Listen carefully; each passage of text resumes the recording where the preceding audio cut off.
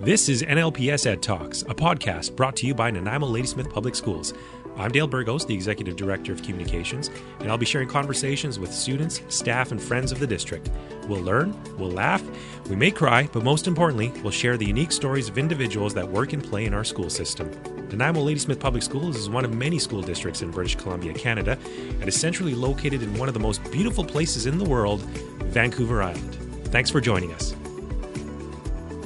With great respect and humility, we acknowledge and honor the lands of the Snuneymuxw people. The Snuneymuxw people maintain a profound, unique, and spiritual connection to the land through ageless traditions, teachings, stewardship, and expressions of reciprocity.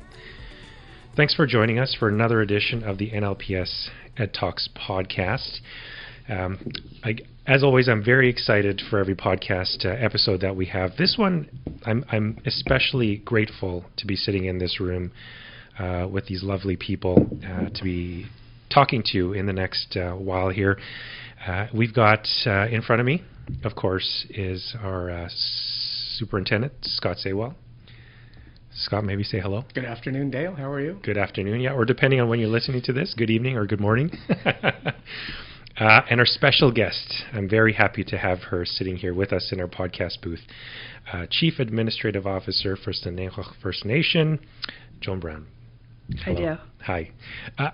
I have to say, and I'm nervous. I'm not typically nervous when I'm doing these podcasts, and it's because I want to, like I said, I'm grateful to be doing this, and I want to do it justice, because the podcast that we do, I mean, we have a lot of fun. We talk about the people that come on that podcast, but this is extra special because we as a district, as you know, we've gone through a journey. And we've been going through a journey now for a number of years, but more specifically in my time that I've been here. And I started in 2014 in the district, and I've seen this change in how this partnership has grown with the First Nation. And in our email signature, in my email signature, I say that I'm happy to be able to be living, working, and playing on this land, which is the Snuneymuxw people's lands. And so, you know, I thank you and your ancestors for allowing me to be here to do that. I mean, it is a beautiful land.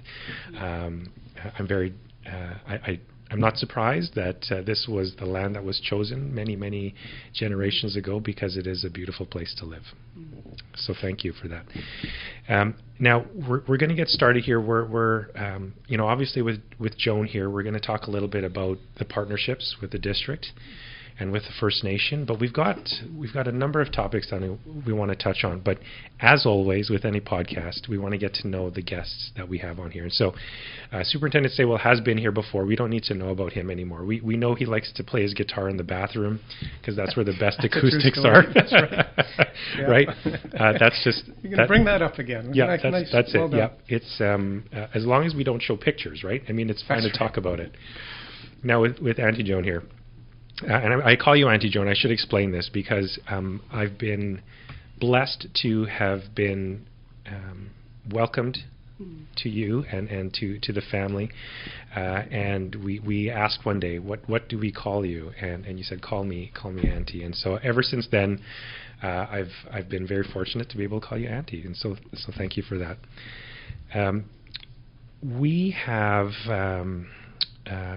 Joan. Let's talk a little bit about what you do with the First Nation. And so I mentioned that you're the CAO. So what exactly would that be in your role? What do you do? Well, I'm one of two senior managers for the nation. So as an administrator, my job really is supporting other managers in terms of the development of projects. But specifically, because of my background, I take the lead in all the majority of the cultural projects in the organization. So I spend much of my time bringing in the ancestral knowledge into the organization, into the programs, and just strengthening the outcome for our community through an ancestral lens. So that's my strength in terms of developing programs. Like it's much different than a typical administrator. So yeah. Thank you for sharing that. It's a very integral role, clearly, and and we see you here quite a bit. I mean, that partnership, having her here, it's funny. If this was on video, you would have seen their faces when I said that. But it's true. We do see a lot of you here, but it is integral to the partnership. And so, I'd also like to ask, because I mean, Joan would not be your given name, though, correct?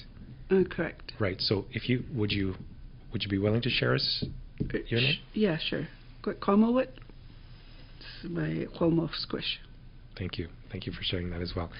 And you have a large family, right? I mean, the family is very much a part of what we do on a daily basis here in the district. So maybe getting to know you as an extension. I mean, who is your family? And of course, that can go on. I know when you talk about family, it's an extension of. When I talk about my family, I talk about my wife and my kids, typically my mom, my sister, my brother. That's not the case, though. So to name everyone, maybe we don't have the time for that. But if you wanted to share a little bit with us, please. Yeah, I think that, and thank you, Dale. What's important to me is to think about it, my relationship, back to the beginning of time. Like for me, I think about family. One, we're all related. We're all one family, without a doubt. But when you ask me about family, my vision is right back to the beginning of time, the ancestors all the way through, and the generations ahead. So my notion of family is just a little different, and that's the human side. I also think of the natural elements as my family. Everything that we touch, a relative. So yeah, my notion of family is very different. I'm really glad you answered it that way, because that is one of the things, and I have to say, and I'll be honest, and I've had this conversation with you before, is I was not educated growing up, and grew up in Manitoba, Winnipeg, a very large Indigenous population there, but surprised that I didn't grow up with the tools or the knowledge or just being taught that in school. And what I really just value and envy at the same time is exactly what you mentioned. You talk about family, and it's not just a brother, sister, mom, or dad. It's everything, and it's everything living, and it goes back to the beginning of time. And that is exactly what I learned, through my years talking to you, talking to my brothers and sisters here, and it's been an eye-opening experience. For sure, and this is the reason why we're sitting here today, because we want to talk about this journey and where we're wanting to go, and this is a part of it. This is a part of it, and this is a safe place, right? Where we're sitting here right now. I ask a lot of questions, and Auntie Joan's very patient with me because I do ask a lot of questions, but I also want to learn, and I want to be able to move forward in a right way. Let's talk a little bit about the relationship with the district. Before we get to a little bit of your history, because we always like to know who Joan was when she was little, right? Or you know what? Let's do that now. Let's start with that. And so, Auntie Joan, maybe a little bit of some of that history. When growing up, have you always lived here, or did you go elsewhere for a little while and come back? How was that growing up? No, I've always lived here. Yep. Raised in a traditional manner, and that just surrounded by my immediate family. My parents, they were the generation that was the last fluent speakers. So for us, it's been quite a transition.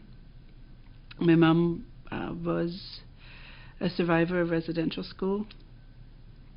She didn't talk about it, but what I love about one of the many things I love about my mother, she taught me how to love wholeheartedly.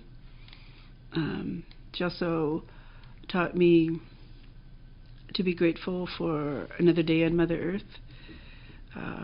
It's just really that model of surviving horrific trauma, rebuilding and thriving.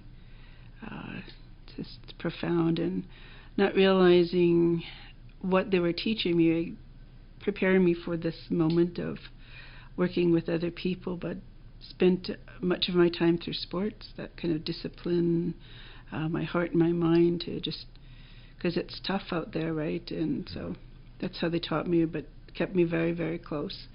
But teaching throughout. So. Nice. Mm.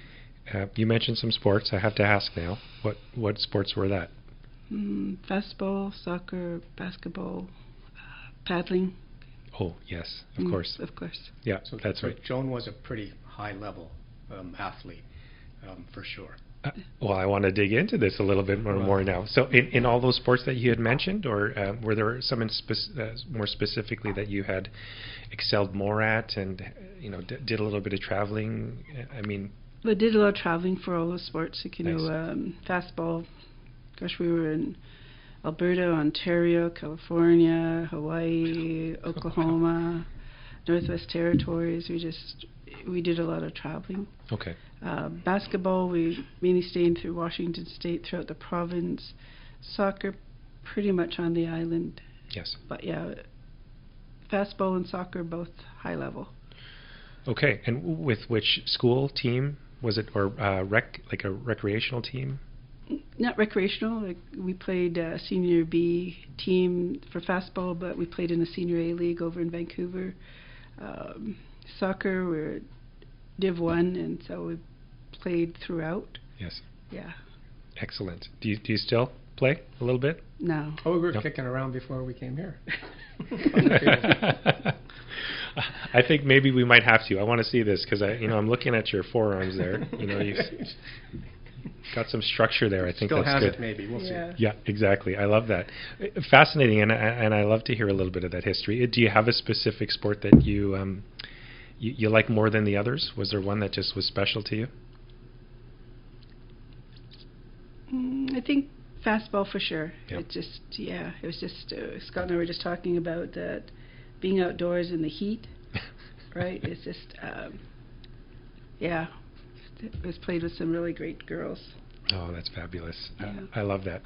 Love those stories, right?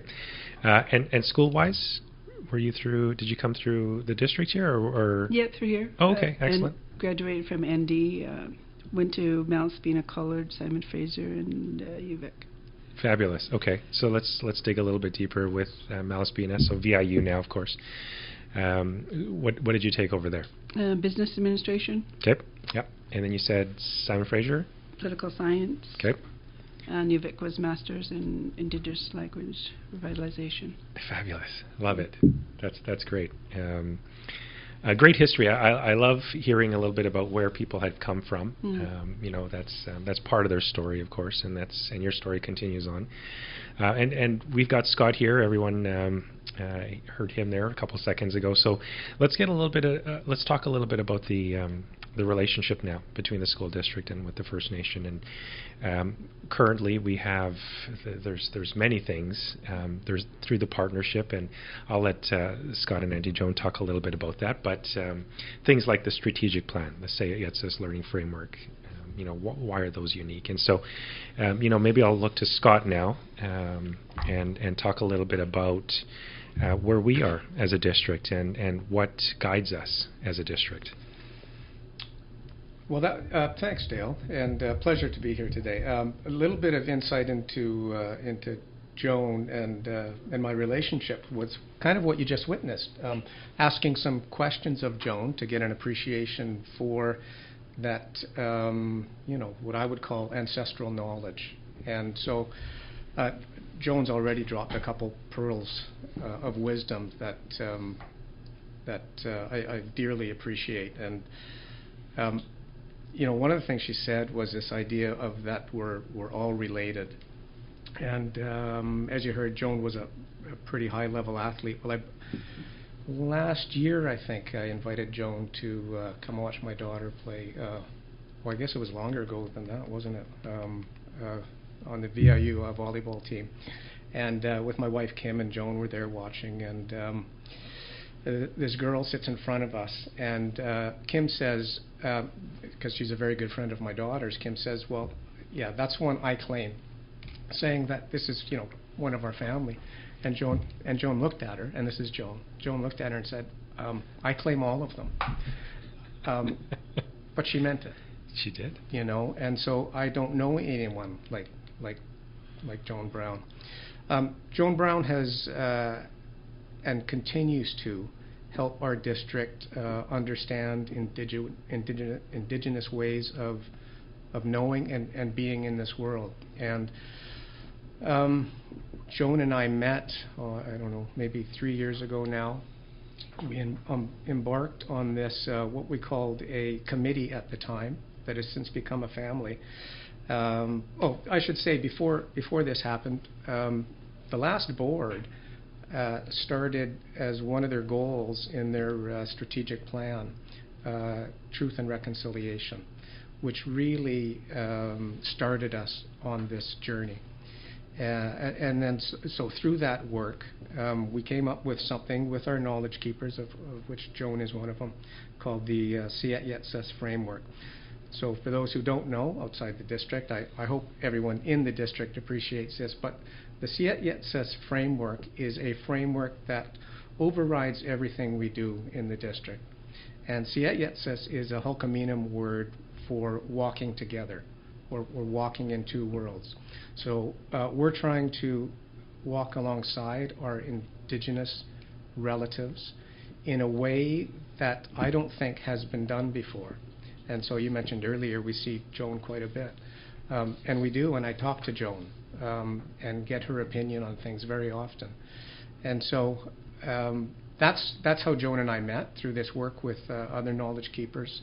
And as I say, what you experienced is, at the beginning, is me trying to understand a different worldview through Joan's eyes. And that's really what started this, what turns out to be a very close relationship between the school district and Snuneymuxw.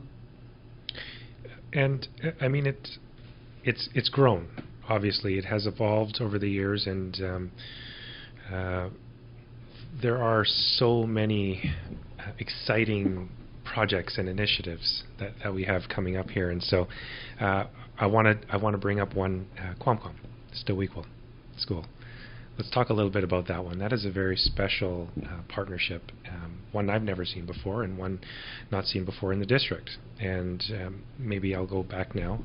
Auntie Joan, how does it feel to have a school that was built and sits on reserve land, co-governed, by a school district? Not common. So how do we get to that point?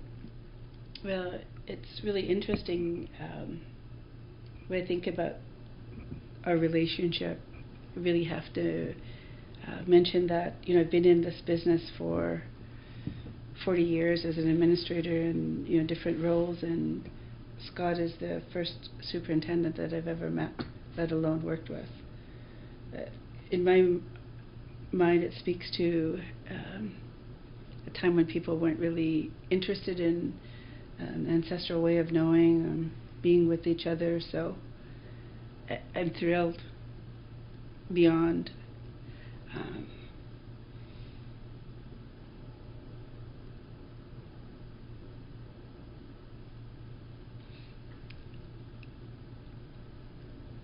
I've seen my parents and my aunts and my uncles trying to, introduce school district to language, culture. Wasn't received very well. So time spent with Scott, I cherish.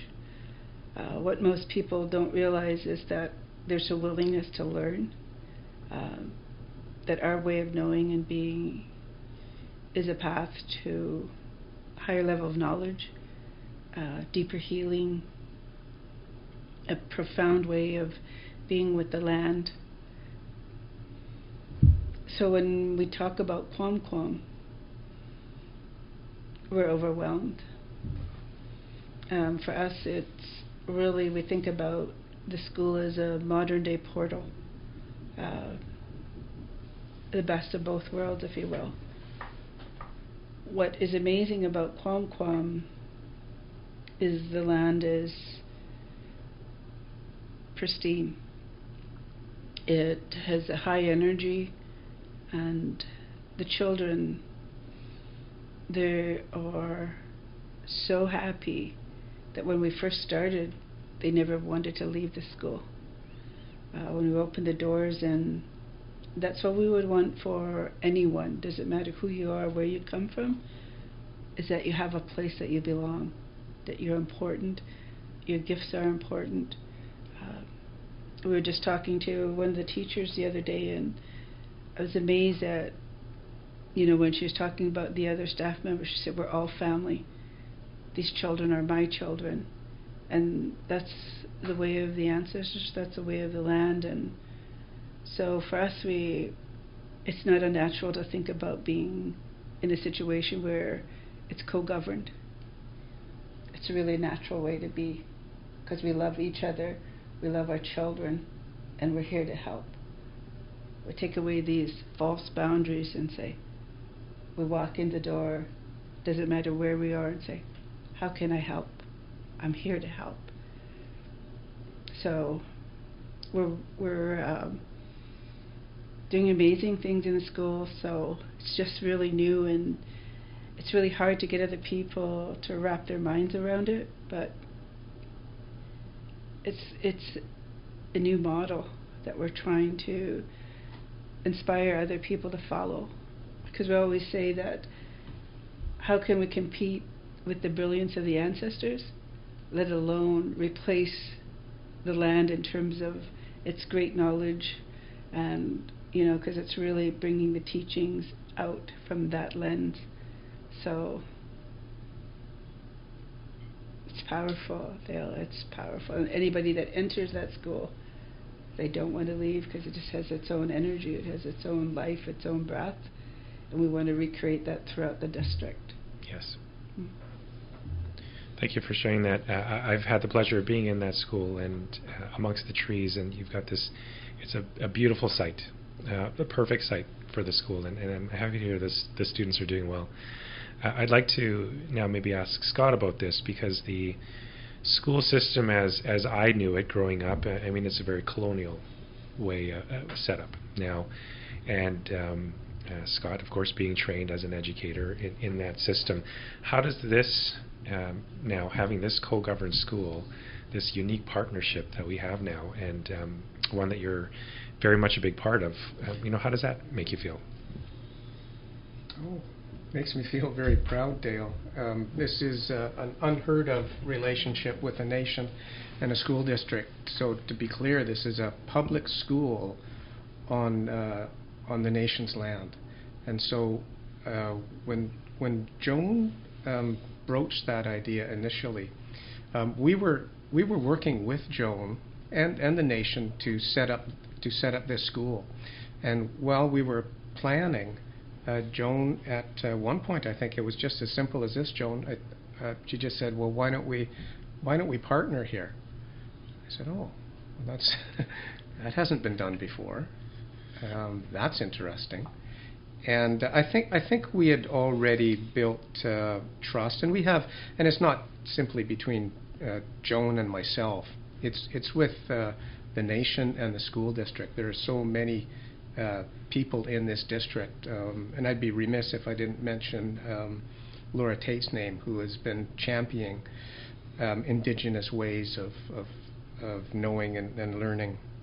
And so, we didn't know what that meant. There were all kinds of roadblocks that we're dealing with today, but we're committed to making it happen. Like, funding models and the like, Dale, those weren't designed for situations like we have, where it's a true co-governance model. So I'm just incredibly proud, and the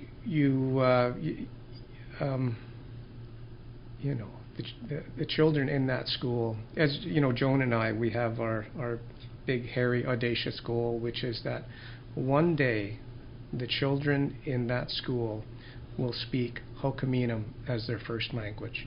And so it's not a Ho'okaminam immersion school yet, albeit we're immersed in the Ho'okaminam language, and we're learning. But one day, those students, that'll be their first language. And that just makes me hopeful. It gives me hope for the future. And there's all kinds of things that Joan and our Director of Instruction, Ted Cadwallader, are working on as far as language acquisition. And so big stuff. I'm completely excited about it. Very much so. There was at one point, Scott, I think it was maybe a year or two ago, you first came on as a superintendent, and one of your questions to me was, Dale, can you tell me what my goals are, or what my priorities are? And it was clear to me, and so my answer was, of course, Indigenous relationships, strategic plan, vulnerable students. Those were all, and it was very clear to us what your goal was as a leader for the district. And you said I was right, bang on. But it's one thing to say it, but it's one thing to live it and to act on it. And again, I've seen that. I've seen it in action, and I see how we've worked together with Qwam and so many other different projects. And it's not just words. I mean, we are truly living this. And this goes right from the board, like you said, the board goal of truth and reconciliation. We have the TR57 speaker series, right? I mean, there's so many things going on, and I really feel in a really good spot of learning and moving forward in a good way. I want to talk a little bit about Tatuksen as well. So maybe going back to Auntie Joan now. Tatuksen. What is Tatuksen? And I'm grateful that you put it that way, of how things are moving and changing. And I believe, I'm not sure if it was Tatuksen, but really what we wanted to do, maybe it was Qwam, but at the end of the day it's our wish and dream to be a force. This way of knowing and being is so critical to the survival of not only our people, but all of those that are connected to this great land. And I think there's no other way of putting it. And Tatuksen is one of those projects that we're working together with the school district and the city and BC Housing. But what it does is it creates an opportunity for us to go back to the land. I think you mentioned earlier about the most vulnerable. For us, the way we think about things is that the land, in fact, is the most vulnerable. We've caused so much harm to the land that it's time that we have to rethink what we're doing. People would, in their time, would live in a delicate give and take relationship, but we're now at a place where we have to give more than we take. And more importantly, that from an ancestral lens, when in their time the environment was really, really harsh, and they recognized that if they didn't work together that they wouldn't survive. We have that same mindset, and trying to get other people to realize that if we don't work together, no one will survive. And today the environment is harsh, but it's man-made: drugs, alcohol, family violence. So that's why we always think of ourselves as we need to be a force that, to affect change, it has to be all of us. And if we create an opportunity for the land to heal, then, the old people say you prepare yourself for the extraordinary to happen. And, we're taking our time on Tatuksen, but it's important to think about it from a whole system, that it's a tipping point, because it's piqued a lot of interest, and moving away from the needs of the residents to a place of taking responsibility and honoring the land in a good way. And it's been an amazing experience, and I'm just really grateful for the opportunity. And certainly, without a doubt, the school district is taking the lead in saying, if we're at the table, Snuneymuxw has to be here. And that's really key to the success of any project within our territory. Very few people get that, but the school district does get that. The nation needs to be at the table. But for us, it's not about what buildings, what programs, what kind of housing are we going to build, but rather, what is it that we can do to restore the spiritual integrity of the land? That's a profound approach. And yes, And Tatuksen, the project itself, when we talk about it as partners, the former Harewood Elementary site. So right now we have a building on that site, but there's also a park, which of course sits on the unceded and traditional territory of the Snuneymuxw people. I'd like to ask Scott a little bit about that too. And so thank you, Auntie Joan, for sharing that. But the project for your vision, Scott, I mean, what is it that's come up in conversation that we could maybe expect on what we would see on this site? Well, thanks, Dale. The name Tatuksen, by the way, because no one's mentioned it yet for people who don't know, is the original name of Mount Benson. And so that site on 5th Street has, it's sort of a man-made construction. It looks like we're directing our view to Mount Benson, the way the roads work and everything. And it seemed like a nice name for that project. So, the beginning of wisdom is getting things by their correct name. So, Tatuksen is very appropriate. We're hoping to have, we have a gymnasium on that site right now, and of course it's the old site of the Harewood Elementary School. And we're looking to rejuvenate that site with some educational service. Presently, we're just happy to be a partner with the City of Nanaimo, BC Housing, and Snuneymuxw to see the return of some housing in that area. So the return of what was an ancient village at one point, Snuneymuxw, we're looking to revitalize that area in a way that is takes in the natural surroundings of the land.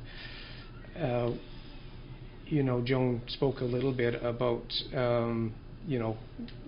what we would call stewardship. And of course, Indigenous people have been stewards of this land for, 10 or 12,000 years. And they continue to be. And, as Joan was speaking there, I was, as I do sometimes, she gets me thinking deeply about things. And I was thinking, I wonder where we'd be now if Indigenous people led and we had followed. Where would we be with the environment? It's one of our goals to be in the school district a leader in environmental sustainability. And we're just, as Joan would say, that the land is sick. We have to heal the land, and when the land is okay, we'll be okay. And so that speaks to all manner of stewardship issues. And so we're trying to be better stewards on this land as well. And so, it's a great sense of pride that the school district is a partner in this endeavor. And very, very exciting stuff. Very exciting stuff happening there. And really moving in a good direction. Thank you for sharing that. Auntie Joan, you touched a little bit about this, and as well as you, Scott, and we're talking about the Indigenous approach to learning, right? And how there's this word being thrown around called, land-based learning, right? And so I'd like to throw it out to both of you right now. Let's talk a little bit about that, because, in previous conversation, you and Auntie Joan, you talked about this, and you talked about the importance of learning, Indigenous learning, but you explained it a little bit better than I could, and so I'm going to just ask you if you can just share with us those thoughts on your Indigenous approach to learning. Thanks, Dale. And I think for me, when we think about education, we think about it very differently. I'm fearful sometimes, that there's some great initiatives where they term it as land-based learning. I think it's used, maybe overused, so it's devalued, it's lost its meaning. For us, when we think about our relationship to the land, it's really about visiting all the sites throughout our territory, because as we mentioned earlier, that each of our sites have its own gift. And for us, what's really important is to visit a number of sites frequently. So when we talk about land-based, we're talking about throughout the territory that we need to experience on a frequent basis, and that's our way of developing our senses. From an education model, we think about developing the intellect, where we're trying to get to a different place of developing the whole self. One of the stories I like to tell all the time is when we paddled we'd start down in the south end of Nanaimo and go up to Stillnup, or we'd start there and go this way, or we'd be out by the river, we'd be out on the island. It's just really, it was the brilliance of the old people to make sure that we were visiting a number of areas so that the land would get to know us and we'd get to know the land. So it's, for us, it's really important that we realize that we've got to travel. So it's that idea of just land base leaves a sense that you're just going to be in one stationary spot, but it's much deeper than that, and it's every site has its responsibility in terms of teaching us. So when you think about a whole system, it's really very different to get to that deeper level of knowledge, deeper healing. We've really got to see a number of sites, because despite what everybody thinks, that colonialism impacts all of us. Doesn't matter who you are, where you come from. Yes. We're all on the outside looking in. So when we say that we're one family, I'm glad you put it that way, that initial question, is that if we hear it all the time, is when we acknowledge that you're our real relative. Usually it brings people to tears, because nobody has that deep sense of belonging that the ancestors had, or the way that the land provides. And that's our wish for everybody, is that to get a sense of belonging. But we're a long ways away, but at least we're on our way. Yes. Yeah. And you talked a little bit about belonging, about learning on a specific site. Not, from the north to the south, there's lots of stories in between. And so now I'm looking to Scott, and what does that mean for the district when we talk about certain sites, that the learning may be different at one site than the other? How does that affect the way that we move forward as a district? Well, I think here's what that you make me think about. We have lots of great teachers and support staff in our district, and I think even provincially there's some direction to teach about the history and culture of Indigenous peoples. And so oftentimes in interviews with pre-service teachers, we'll ask them, something like, where are you in your journey to understanding the history and culture and plight of Indigenous people?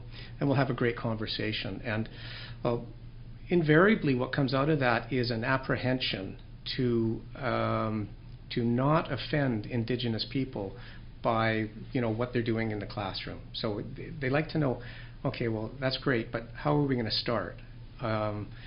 And I've heard, again, Laura Tate, who's our assistant superintendent, was a previous district principal of Indigenous education. Her answer is always quite simple. You can start by just getting out on the land, getting outside, getting to different areas and understanding. Joan, when she was talking, used a couple of names that people wouldn't necessarily know, and we said Tatuksen already. Snuneymuxw is Departure Bay, and these other sites around. Well, get out there, understand the local flora and fauna, and understand the history. And so, we're teaching about Indigenous people, history and culture. There's lots to learn from our Indigenous relatives, and that's a bit of a different concept, and that's what we're trying to do more of as we walk side by side. And that's the big reason why, or one of the main reasons why we wanted to chat today, is our upcoming initiatives, the new things that we may be seeing as a district, and partnering with, of course, the First Nation, and it's very exciting, as always, and I don't think we'll give away too many secrets at this point, because it's still early on in the process. But some of the early conversations with Auntie Joan, and I put some quotes down here, and some of the phrases that you shared with me, and you had said at one point, love our land and love of the people, the way of the ancestors, right? Those were some of the sayings. Way of life, I love this one, brilliance of ancestors. And so, moving forward, I really would love to just hear a little bit more about, what you meant when we were talking about these, and how we're moving forward in this partnership. Thank you, Dale. That's a beautiful question, and that's one of the ongoing topics that Scott and I have. What are some of those practical applications?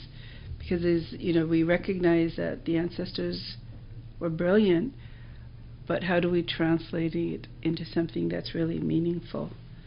What we've learned along the way is that need for deep healing and that sense of belonging. So is how do we create that? And you and I, when we were talking earlier, how is it that you conduct yourself in the presence of the sacred? How do we know when the sacred is here? I think that's really changing the mindset of the younger people, that it's just, when I think back about my mother, just to be grateful for one more day on Mother Earth, right? And to love wholeheartedly. If we could walk into a schoolroom and have that, it just really will open the door for deeper learning, trying to get us out of that cognitive process, thinking about how do I listen more deeply? How do I even just listen so that it goes through your whole body? How can you turn off your mind? How can you be silent? And, it's really that, of course, without the language, we couldn't move. We talk about, Ted and I, Indigenous immersion. So some of the projects we're talking about, artwork, stories, all that give us that deeper understanding of ancestral knowledge. Studying at every word in our language to see what it really means, and understanding the ancestral worldview. So for us, it's really, once we can begin to understand it, start to articulate it in a way that other people will begin embracing it, and then we'll see what happens when true healing begins. I think that the urgency is that we have to act now, because who's in the room, who's at the table, there's a willingness. So for us, it's to start implementing it one step at a time, but understanding where is it that we can help. I think about the Tatuksen project. One of the elements that really stands out for me, for example, is the north wind, which we refer to as Stuwixwulh. For my dad's teachings, he said north wind will bring about change. It'll bring about positive change. So when you think about how the design is going, it's the wind is coming, north wind is coming this way. It's just going to start healing the people that are resident there, and anybody that's connected to those lands. And that's how we're trying to think about things, is just like your question is, what does each of these parcels bring? And it's really that first out of the gate is, how do you create that sense of belonging, right? It's not just a school, like we're going through a process of changing some of the names, but that's part of that connectivity, learning the language, but starting to honor the land in a good way and giving back. And that's when you're really going to see the magic. And having the younger generations really embrace that way of being, so things will be better for the generations that follow. That was a pretty good way to finish, Dale. Yeah. I don't know. I just know we're going over time. Yeah, no kidding. And I really don't want to cut it short, but I mean, how do you even top that? And so I think we leave it at that, and we can definitely come back and do another podcast as we continue this journey together. I really just want to thank you, Scott, for being here. But I look to Auntie Joan. And I thank you for spending the time and as always, sharing your wisdom and just accepting me into your life. It's just it's always nice to learn, to grow, and never to feel like I'm messing up, right? And it's because I am learning, right? But I think that's why we're here, and that's how we're going to move forward. Yeah. Thanks, Dale. Thanks for having us, and thank you, Joan. Is there any way you wanted to end, Joan? Yeah. I want to thank my nephew, Dale. It's not easy to sit in a place that's this unnatural setting, to humble yourself, to really listen. They're an amazing human being. I'm the one that's grateful for a moment to tell my story, and you make it very easy, very comfortable, because Scott would tell you I don't like talking about myself, I don't like talking, period. But that's you, Dale. To love the people and the community in a way that you want to get the information out. This is no ordinary. It's that love that you have for the people that I'm really grateful for. So I'm very honored, very humbled to sit with you today. Rachka. Rachka. Rachka. I love you. Love you too. Thanks, Dale.